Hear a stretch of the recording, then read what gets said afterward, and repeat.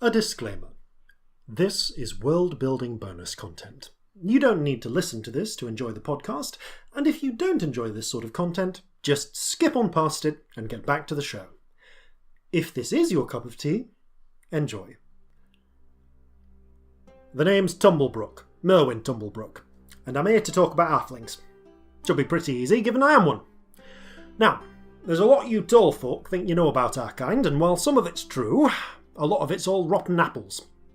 I'm here to help sort out the wheat from the chaff. Let's start with where we come from. Now, a lot of folk think halflings only live natively in Halfland, where a lot of our brothers and sisters do live under Orcish rule these days. While it's true there's a lot of halflings in Halfland, you'll find us all over Jova, and even a few in Sanistal and Sunder, especially in Cairnon, the only nation to still have a halfling king, King Bolo Barrelwater McCain. Those of us who are Cairnies are proud to live in a halfling nation, not that we don't have humans and other folk living with us, but the tall folk there are on the other foot. So, I'll focus on Cairnies halfling traditions in this here lecture of mine, and it all runs pretty true for halflings wherever you go. So, the number one thing I hear tall folk tell about halflings is that we're greedy. Well, it's true we have an appetite, but it's hardly surprising, is it? We're half the size of humans, a third the weight, and we do all the same work on 2/3 the food. Or maybe we're not so good at the heavy lifting. And there'll be no jokes from the back of the lecture all about reaching for high shelves. Don't think I didn't hear you. But it's true that we eat a lot for our size, and there's a lot of us beside, so I understand how it might look to the tall folk. But what I reckon flummoxes them is the meals. We halflings have 12 meals, where humans have 3. First breakfast, second breakfast, brunch, 11ses, lunch, 2ses, a mid-afternoon snack, tea, dinner, sweet supper, and a pre-bed snack are the classic halfling meals. But the thing tall folk don't get is that we don't eat the same amount in one of our meals as a human does trying to cram all their food in during breakfast, lunch and dinner. We spread our meals out, eating a little bit, a lot of the time. I'm sure we could eat it all in 3 meals, and human kings have tried to make us in the past, but we get awful bloated. The other thing about the meals that makes them look bigger is that we have them all together, as often as we can. Back in the home, we get all together as a family, and we have table meals, usually first and second breakfast, tea, supper and sweet. When we're working, we get together with our workmates and have a snack and a chat together. But humans who see us eating see all this food in the middle of the table and don't realise it's for 18 halflings altogether. They just see a heap of food and they think it's a feast because they don't have families larger than 6. And the reason we do that is because halflings are all about community. We live together, we work together, we sleep together. You lot stop that sniggering at the back or I'll come over there and thump you one. There's an old joke that it takes a village to raise a halfling and a halfling to raise a village on account of how big our families are. Well, we love our families. We love making them, we love raising them. Ours are just a little bigger than yours. The number 2 thing I hear folk tell is that halflings are lazy. Ha! Couldn't be further from truth. Sure, we eat and chat a lot, but we work like the dickens in between. Just because we don't hate our work and grumble like humans don't mean we don't do it. I said before, we eat 2/3 of what a human does. Well, some of the smart folk in this university sat down and worked it out, and on average, we do 9/10 the work a human does in a day, especially on a farm. Not a bad ratio. That's one of the reasons for the halfling reputation for farming, why our lands produce so much food. We work hard, we work together, and most importantly, we work smart. See, the third thing tall folk think is that we're stupid, and that's even less true than being lazy. Most of us are farmers, and we're good at it. Well, most humans are farmers, and they're bad at it. We've got plenty of philosophers and thinkers, and these days we've got inventors and scientists too. Who invented the horse plough? Halflings. Who invented the 4-field system? Halflings. Who invented the windmill for drainage and milling, the wheelless apple blossom plough, even the printing press to spread news? Halflings.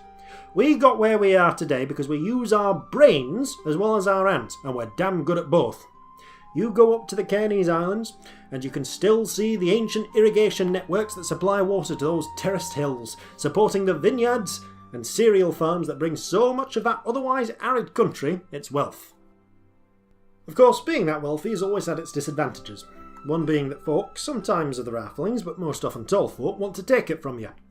Halfling history is full of humans, elves, orcs and hobgoblins trying to drive us out for our land, or conquer us, or enslave us and make us work their fields for them. And all too often, they've been successful, We're short, and while we're strong for our size, we're not as strong man for man as humans or even elves. That's been a big disadvantage over the centuries. We don't do well with big weapons and heavy shields, and we don't have the height or strength for longbows, and we certainly can't hold pike walls against charging cavalry. That's the reason you don't see many Halfling kingdoms in history on the open plain. We don't do well in a straight-up honourable fight. Of course, honour's just what folk call fighting on their terms, and dishonour's what they call it when they lose. In ancient history, an Halfling's best friend was her sling. We could put a lead bullet through a human or even an orcish skull at 300 paces. Then came the crossbow, where strength didn't matter. You wound her up and let her go, and you could fire just as hard as any elven longbow.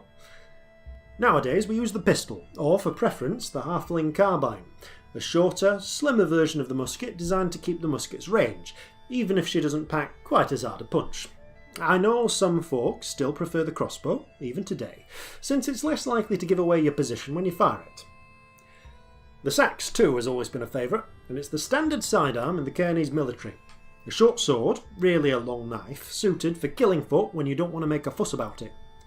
Not making a fuss is the Halfling watchword in war.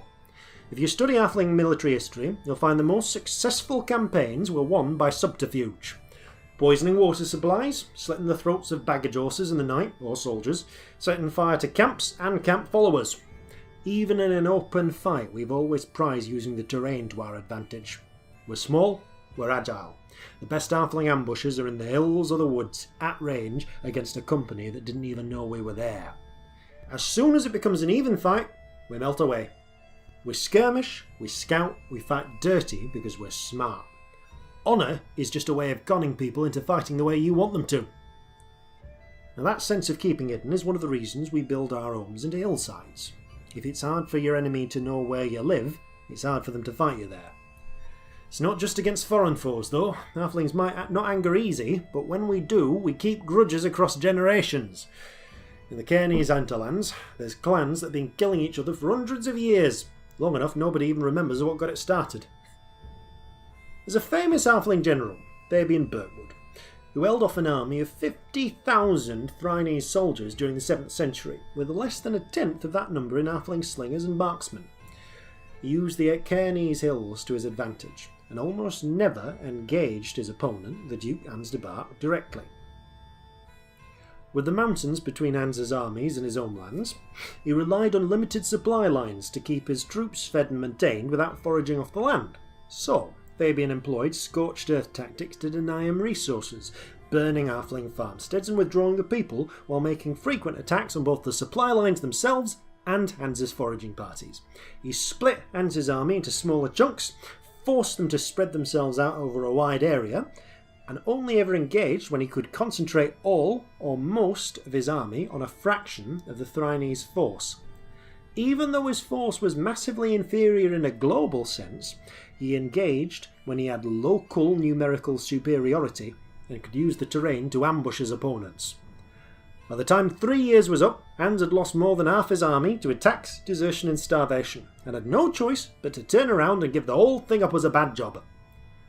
So that's Halflings for you.